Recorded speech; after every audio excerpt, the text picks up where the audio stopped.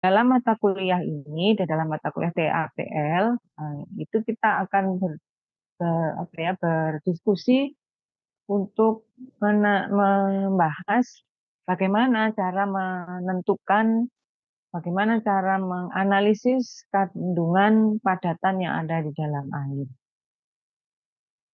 Nah, itu tadi ya. Jadi kalau misalkan di dalam pengolahan air bersih, di water treatment, padatan itu bisa diturunkan dari sedimentasi ataupun dari filtrasi, ya.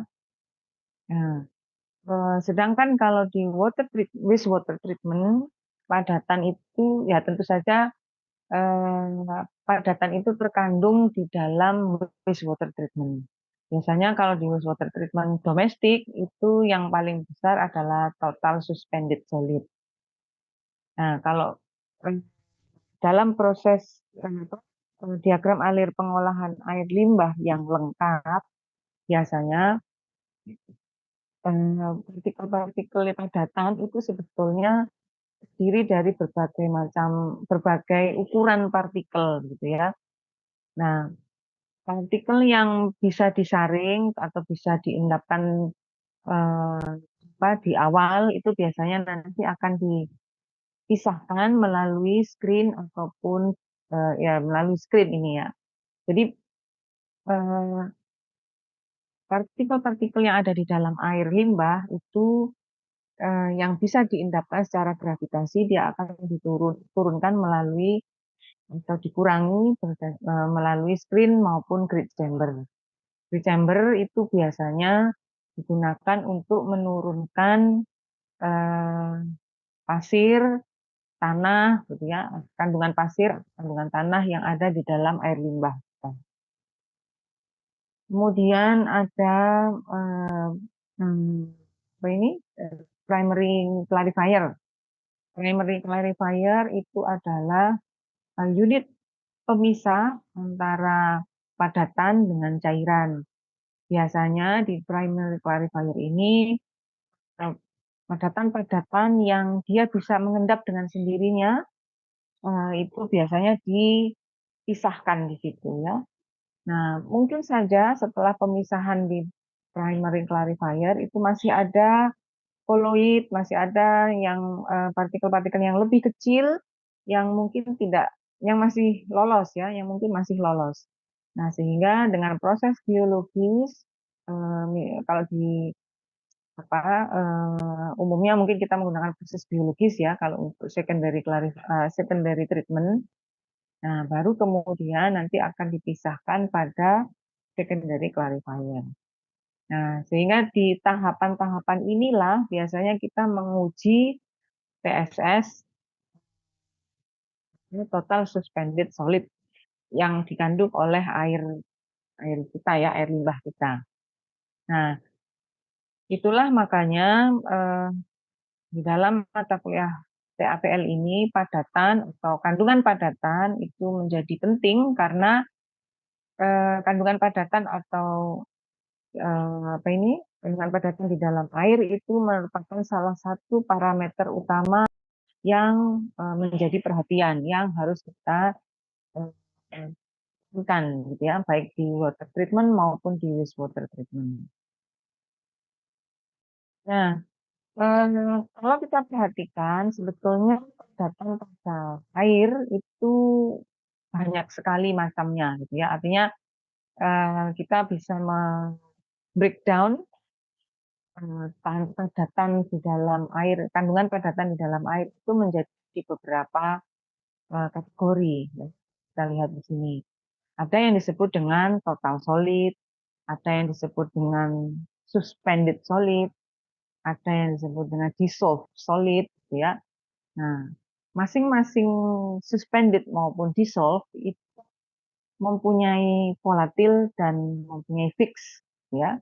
Ya, eh, volatil suspended solid, fixed suspended solid, kemudian ada volatil dissolved solid, fixed dissolved solid.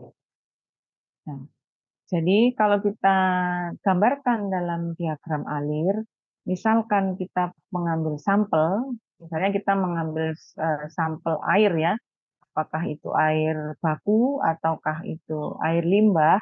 Misalnya kita mengambil sampel. Nah, dari sampel itu bisa kita pisahkan menjadi dua. Ya,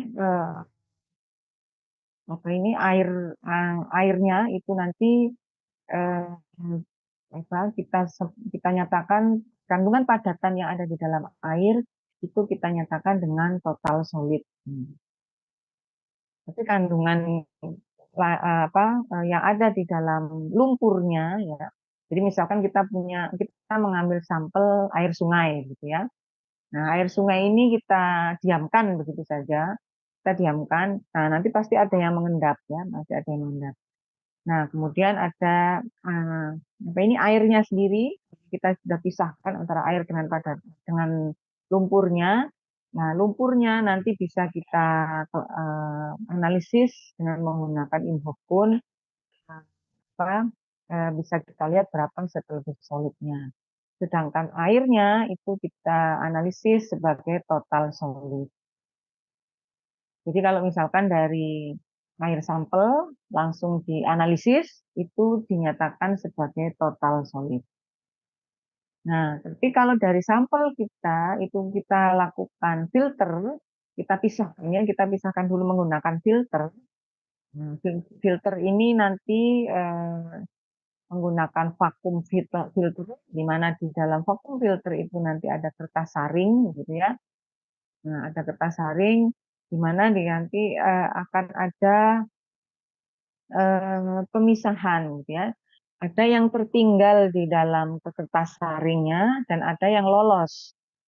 Nah, yang tertinggal di dalam kertas saring atau di atas kertas saring itu nanti akan menjadi total suspended solid. Ya. Sedangkan yang eh, lolos atau yang filtratnya ya apa ini cairannya itu, mungkin saja masih ada partikel-partikel padatan di dalam situ, gitu ya. Dan itu biasanya disebut dengan dissolved solid. Ya, dia masih lolos dari saringan tadi. Nah, jadi berarti dia masih masih terlarut di situ, gitu ya. Nah, ini yang disebut dengan dissolved solid. Nah, dari TSS maupun dari TDS itu kalau kita oven lebih lanjut lagi, kita masukkan apa ke dalam oven, kita panaskan lagi, nanti akan bisa kita pisahkan apakah dia volatil ataukah dia fix. Ya, apakah dia bisa kita bisa pisahkan dari suspended solid maupun dissolved, masing-masing bisa dipisahkan menjadi volatil dan menjadi fix solid. Volatil itu karena volatil itu kan artinya berarti menguap ya. Nah, jadi kalau sampel kita itu menguap itu artinya ada yang terlepas ke atmosfer. Nah, ini biasanya dinyatakan sebagai organik, bagian organik ya, organik apa padatan yang mengandung padatan organik ya. Sedangkan fixed solid itu yang tertinggal ya, yang tertinggal di dalam apa ini eh, bejananya gitu ya. Nah, itulah yang disebut itu adalah merupakan fixed solid. Fixed solid itu karena dia tidak volatile, maka itu disebut sebagai bagian dari inorganiknya. Nah, sehingga dari sini bisa kita lihat bahwa sebetulnya di dalam padatan itu pun ada kandungan organik dan kandungan inorganik di dalam padatan. Ya, dan ada kandungan ternyata di dalam padatan itu pun ada bahan-bahan organik di situ. Nah, sehingga makanya kalau di dalam apa ini pengolahan air bersih ataupun air limbah dengan memisahkan ya, dengan memisahkan padatan di dalam unit sedimentasi itu sebetulnya yang kita turunkan tidak hanya TSS tapi juga apa organiknya gitu ya. Walaupun sebetulnya organiknya tidak seberapa besar yang bisa kita turunkan. maksimum organik yang bisa kita turunkan kalau dalam wastewater treatment itu paling 30% saja. Selebihnya lolos masuk ke pengolahan kedua atau masuk ke secondary treatment. Nah, sehingga eh, bisa kita lihat di sini bahwa eh, solid itu atau padatan itu ada kandungan baik TSS maupun TDS, ada kandungan organik maupun inorganiknya. Dan bila bila kandungan organik itu yang berasal dari suspended solid maupun yang berasal dari dissolved solid itu bisa kita jumlahkan, ya. Misalkan ini dengan ini itu kita jumlahkan maka akan menjadi total volatile solid. Sedangkan yang fix dari TSS dan fix dari TDS maka dia akan menjadi total fix solid. Ya. Nah, ini kalau kita jumlahkan lagi, maka dia akan kembali lagi menjadi TS yang tinggi. Dan ini harus harus sama ini ya, karena ini kan jumlah, ini kan breakdown dari TS ini tadi. Nah, ini ya, jadi eh, ini adalah apa ya, diagram pemisahan, diagram alir pemisah padatan. Jadi kalau kita punya sampel tadi, nah sampel air itu ternyata di situ ada organiknya maupun inorganiknya. Di situ ada padatan yang bersuspensi, ada juga padatan yang terlarut. Nah, sehingga dari sini kita bisa mengetahui eh, karena ini nanti yang akan menentukan eh, pengolahannya gitu ya. Kalau TSS-nya besar, maka pengolahannya menggunakan apa gitu ya. Kalau TDS-nya yang besar, kita pakai unit pengolahan apa. Nah, ini kami mempengaruhi nanti jenis pengolahan yang akan kita gunakan, baik itu di water treatment maupun di wastewater treatment. Oke, ini ya. Nah, tadi ya, setable solid, kalau setable solid adalah jadi yang beberapa periode waktu ini biasanya kan alat yang namanya IMHOFPUN. Nanti ada kalian di bawah.